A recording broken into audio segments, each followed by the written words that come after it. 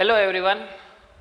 આજે આપણે ધોરણ 12માં અનફર્ગેટેબલ વર્લ્ડ ડિઝનીનો લાસ્ટ પાર્ટ જોઈ છે અને લાસ્ટ પાર્ટ સાથે જ આપણે આ યુનિટ છે એને પૂર્ણ કરશું. બરાબર. પાર્ટ 7માં આપણે જોયું કે વર્લ્ડને સફળતા મળી ગઈ, એણે ઘણી બધી જમીન પણ દાનમાં આપી, એની પાસે ઘણા બધા પૈસા પણ બની ગયા. બરાબર. 1928 1955 વચ્ચેનો સમયગાળો છે એ એને સંઘર્ષ કર્યો.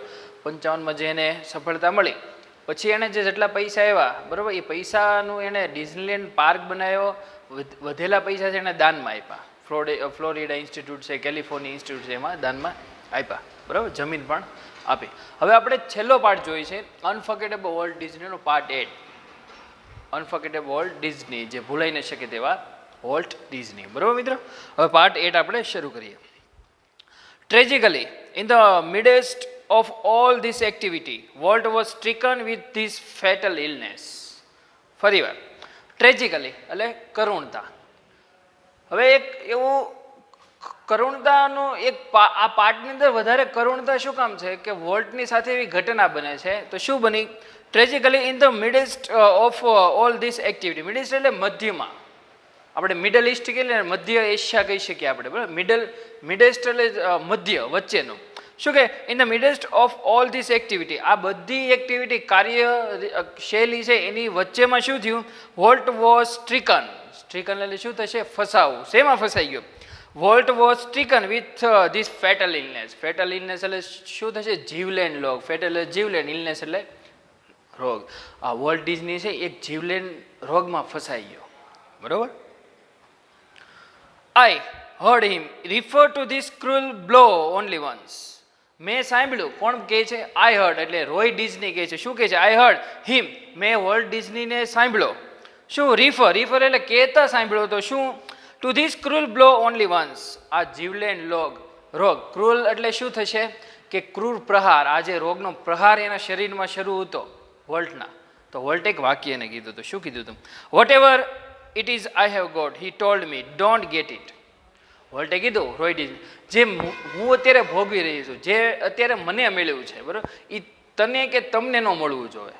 એની સાથે ક્રૂ મેમ્બરોને જે મને જે રોગ મળ્યો છે એ તમને મળવો જોઈએ નહીં. વોલ્ટે આ વાક્યને કીધું. I visited him in the hospital the night before the died. I visited. Roy ડિઝનીએ મુલાકાત લીધી હતી ગઈ રાત્રિની પહેલા.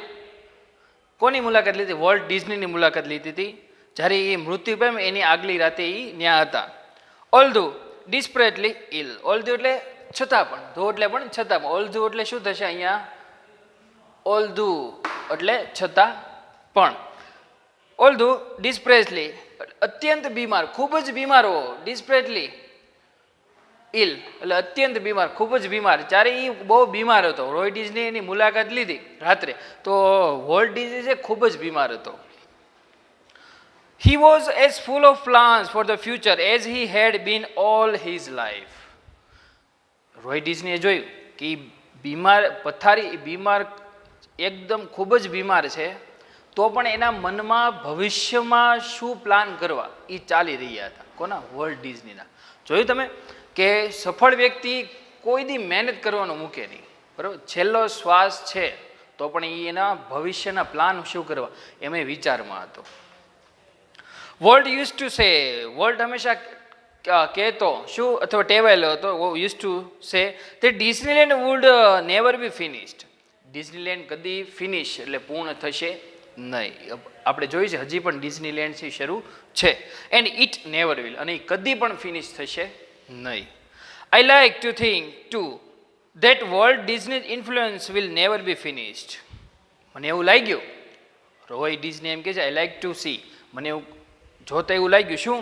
Volt ડિઝનીઝ influence. ઇન્ફ્લુઅન્સ એટલે પ્રભાવ. ઇન્ફ્લુઅન્સ એટલે શું થશે? પ્રભાવ. બરાબર. ઇન્ફ્લુઅન્સ એટલે થશે પ્રભાવ.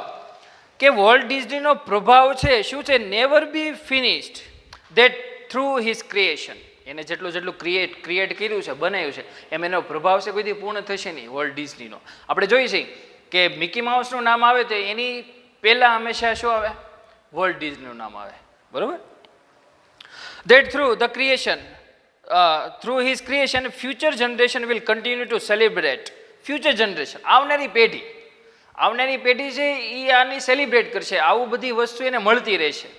આપણે જોઈએ છે કે ભારતની અંદર જે ચિત્તો છે એ લુપ્ત થઈ ગયો, બરાબર. તો આપણે આવનારી પેઢીને નથી દેખાડી શકતા ચિત્તો, માત્ર ઝૂમાં દેખાડી શકીએ. પણ જેમ અત્યારે એશિયાટિક લાયન જે ફરે છે એ આપણે દેખાડી શકીએ.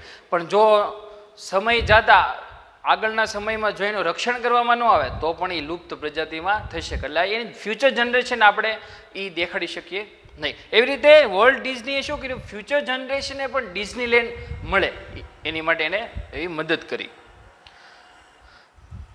What he once described as that precious ageless something in every human being. What he once described, એક એ શબ્દ એક વાક્ય બોલ્યો હતો, શું વર્ણન કર્યું હતું, ડિસ્ક્રાઇબ એટલે વર્ણન કરવું, શું વર્ણન કર્યું, that precious, precious એટલે કિંમતી, precious એટલે શું થશે, કિંમતી.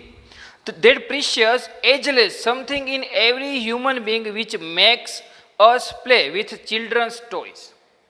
Ageless ઉંમર વગરનું. એને શું કીધું કે અમુકની ઉંમર થઈ જાય તો પણ હજી એનામાં બાળપણ છુપાયેલું હોય. એક્ઝામ્પલ આપું કે બહુ વૃદ્ધ વ્યક્તિ હોય અને એના છોકરાનો જે છોકરો નાનો હોય એ એની સાથે રમતા હોય તો એની જેમ થઈને રમે, બાળપણ ન હોય. આપણે એવું લાગે કે જે વૃદ્ધ વ્યક્તિ નાના છોકરા સાથે એકદમ બાળપણની જેમ રમે છે. એટલે હંમેશા યાદ રાખવું કે ઉંમર તો વહી જાય પણ સાથે એમાં એક બાળપણ પણ જતું નથી. Something in every human being which makes us play with children's toys. બાળકોના રમકડા સાથે પણ રમે, એને રમાડે કે આ રમકડું આવી રીતે એની સાથે પણ રમે. And laugh at silly things. Silly એટલે મૂર્ખાઈ ભળી એક હસવું. બાળક હોય ને એ મૂર્ખાઈ ભરું ઘણી વખત હસી લે તો એકદમ ક્યુટ લાગે, તેને સિલી થિંગ્સ કહેવાય. And sing in the bath tub. Bath tub એટલે નાવાના ટબમાં આપણે ગીત ગાઈએ, અડધા કરે ને જે બાથરૂમમાં જઈને સોંગ ગાય. એટલે એજલેસ ઉંમર વી જાય તો પણ એનું બાળપણ છોડતા નથી. એન્ડ ડ્રીમ અને સ્વપ્ન પણ એના એવા જ હોય છે. એટલે માનો કે કોઈ વ્યક્તિ અમીર પણ ખૂબ જ અમીર હોય, એનું પણ સ્વપ્ન કેવું હોય કે વધારે અમીર બને. તો આ વિશ્વમાં સૌથી પહેલા નંબર આવે જેફ બેસોસની જેમ, બરાબર. જે ગરીબ વ્યક્તિ હોય એનું પણ સ્વપ્ન શું હોય કે એ અમીર બને, બરાબર. એટલે બધાના સપના એક સરખા હોઈ શકે પણ એની માટે વોલ્ટની જેમ આપણે મહેનત કરવી પડે. 27 કે 28 વર્ષનો સમયગાળો એને જે પસાર કર્યો અને 1955માં જે એને સફળતા મળી, બરાબર, એ આપણે એની પાસેથી શીખવા મળે. ઘણા બધા મોટિવેશનલ સ્પીકર હોય પણ મોટિવેશનને સાંભળવાથી, ખાલી માત્ર સાંભળવાથી ને આપણે 5 કે 10 મિનિટનો એનો વિડીયો જોઈ નાખીએ અથવા વ્યક્તિને સાંભળી લઈએ 5 કે 10 મિનિટ અને પછી જે એણે કીધું, બરાબર, અને પછી આપણે એ ફોલો ન કરીએ તો આપણે માત્ર જોઈ લીધો એને સાંભળી લીધું એને, આપણે એને ફોલો કર્યો નહીં. એટલે મોટિવેશનલ સ્પીકરને સાંભળવો તો મહત્વનું છે પણ એના જે વાક્યો છે એને શું કરેલું છે જીવનમાં ભૂતકાળની અંદર, બરાબર, અને કેવી રીતે સફળ થયેલો છે એ પણ આપણે જાણવું પડે. ઘણા બધા મોટિવેશનલ સ્પીકરો છે, ઘણા બધી જગ્યાએથી આપણે મોટિવેશનલ થિંગ્સ મળે, માણસો મળે, પણ આપણે શીખવું કે આપણે કેવી રીતે બનવું એ આપણી માથે છે, બરાબર મિત્રો. આજે આપણે અનફર્ગેટેબલ વોલ્ટ ડિઝની આપણે અહીંયા પૂર્ણ કરીએ છીએ. અનફર્ગેટેબલ વોલ્ટ ડિઝનીમાં એક ખાસ મહત્વનું યાદ રાખજો કે શોર્ટ નોટ એક જ એવી છે પૂછાઈ શકે તો કે ડિસ્ક્રાઇબ વોલ્ટ્સ કેરેક્ટર. વોલ્ટનું કેરેક્ટર વર્ણન કરવાનું કહે છે શોર્ટ નોટમાં. તો આપણા માટે મહત્વનું આ છે. બીજી મહત્વનું છે કે પેરેગ્રાફમાંથી જે પ્રશ્નો જવાબ શોધીને આપણે દેવાના છે એ આ યુનિટમાંથી વધારે પૂછાય છે. નેક્સ્ટ જે બોર્ડની એક્ઝામ ગઈ એમાં આ યુનિટના પ્રશ્નો ઘણા પૂછ્યા હતા, બરાબર મિત્રો. તો આજે આપણે આ વોલ્ટ ડિઝની યુનિટ 2 રીડ 1 પૂર્ણ કરી. નેક્સ્ટ લેક્ચરમાં આપણે રીડ 3 જોઈશું. Thank you.